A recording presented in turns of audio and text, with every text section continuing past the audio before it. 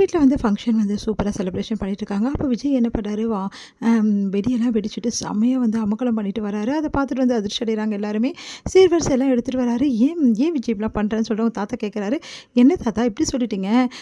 நான் வந்து இந்த வீட்டோட மாப்பிள்ளை தாத்தா, அது மட்டும் கிடையாது, நர்மதாவோட மாமா நான். மாமானா சீர்வரிசை எடுத்துகிட்டு வர வேணவா அப்படின்னு ஒன்று அப்படியே அதிர்ச்சியாக பார்க்குறாங்க எல்லாருமே. உடனே சாந்தி சொல்கிறாங்க, ஏன் தேவையில்லாமல் வந்து தம்பி ஏதாவது சொல்கிறீங்க? கரெக்டாக தானே தம்பி பண்ணியிருக்கு. இது வந்து கரெக்டாக பண்ண வேண்டிய வேலை, அதுதான் தம்பி பண்ணியிருக்குது. முறையெல்லாம் தம்பிக்கு நல்லா தெரிஞ்சிருக்கே.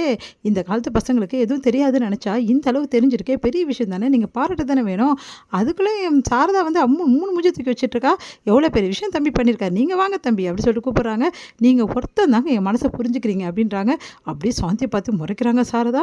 அடுத்து வந்து எல்லாருமே வந்து அப்படியே பார்த்துட்டு இருக்கும்போது என்ன பண்ணுறாரு, வருஷ தட்டெலாம் எடுத்து வந்து வைங்க அப்படி சொல்கிறாரு. அதன்படி வந்து ஆஃபீஸில் இருக்கவங்க எல்லாருமே வந்து வராங்க. அவங்களாம் வருஷ தட்டெலாம் எடுத்துகிட்டு வந்து வைக்கிறாங்க. அதுக்கப்புறம் வந்து எல்லாமே எடுத்து வந்து வைக்கிறாங்க. அதையெல்லாம் பார்த்து வந்து சாரதாவுக்கு ஒன்றுமே புரியல, என்ன சொல்கிறதுனே தெரியல. மாமாவும் மாமியும் வந்து என்ன இவங்க என்ன பண்ணுறாங்க அப்படின்னு சொல்லிட்டு ஒன்றும் புரியாமல் யோசிக்கிறாங்க.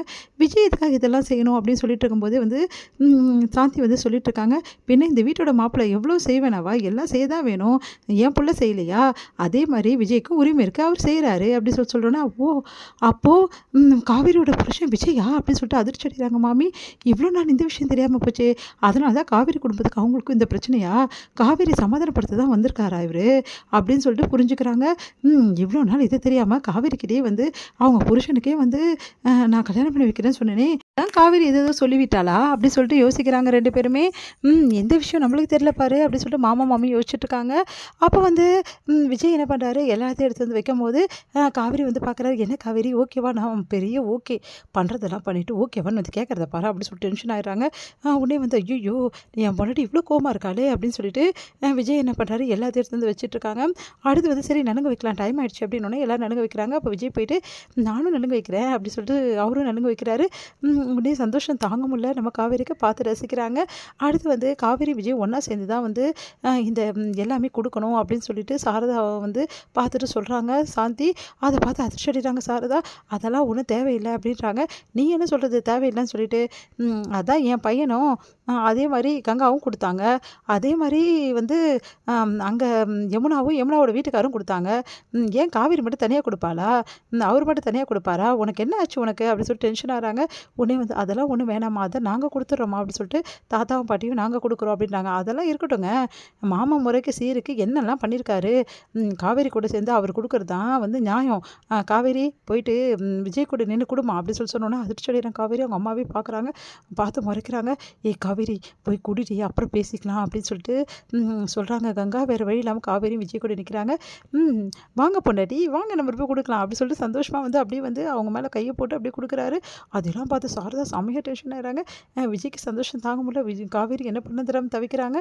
அடுத்து வந்து சீர்வரிசை எல்லாமே கொடுத்துட்டு ஃபங்க்ஷன்லாம் அவ்வளோ அழகாக வந்து செலிப்ரேஷன் பண்ணிவிட்டு தாத்தாவும் பாட்டி கிளம்புறாங்க.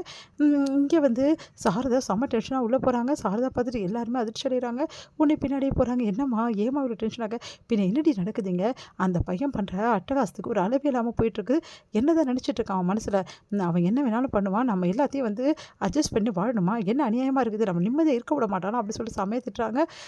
உடனே வந்து பாட்டி வந்து இப்போ அவன் என்ன பண்ணிட்டான்னு சொல்லிட்டு ஓவராக பண்ணிகிட்ருக்க, நல்ல விஷயம் தானே பண்ணியிருக்கான், என் பிள்ளை இருந்தால் என்னென்ன பண்ணுவானோ அதையெல்லாம் வந்து அழகாக எடுத்து பண்ணியிருக்கான், அதை நினச்சி சந்தோஷப்படாமல் சும்மா வந்து ஓவராக பண்ணிகிட்ருக்க, நானும் பார்த்துட்டு தான் இருக்கேன், காவேரி வாழவே விடக்கூடாதுன்னு முடிவு பண்ணியிருக்கியா, அது இதெல்லாம் பண்ணிகிட்ருக்கியா அப்படி சொல்லிட்டு டென்ஷனாக வராங்க. இங்கே வந்து காவேரி என்ன பண்ண தரம் தவிக்கிறாங்க. காவேரி செம்மையாக டென்ஷனாக விஜய் போய் பார்க்குறாங்க.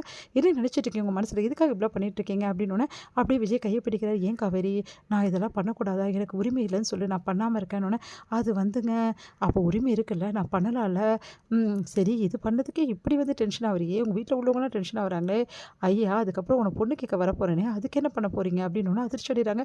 நீங்கள் என்ன சொல்கிறீங்க அப்படின்னோடனே, ஆமாம் காவேரி உனக்கு எனக்கு கல்யாணம் ஆக போகுது, சீக்கிரமாகவே உன்னை பொண்ணு கேட்டு வீட்டுக்கு வருவேன், அப்போது இது என்ன நான் பண்ணது, இதோட ஒரு ஃபங்க்ஷன் மாதிரி செம்மையாக வந்து உங்கள் வீட்டுக்கு பொண்ணு கேட்குறதுக்காக நான் வந்து நிறைய சீர்வரிசை எடுத்துகிட்டு வருவேன், அப்போ உங்கள் அம்மா என்ன செய்கிறாங்கன்னு பார்க்கலாம், அத்தை அப்போ வந்து ஒன்றும் பண்ண முடியாதுல்ல, இன்னொன்று அதிர்ச்சி அடைகிறாங்க.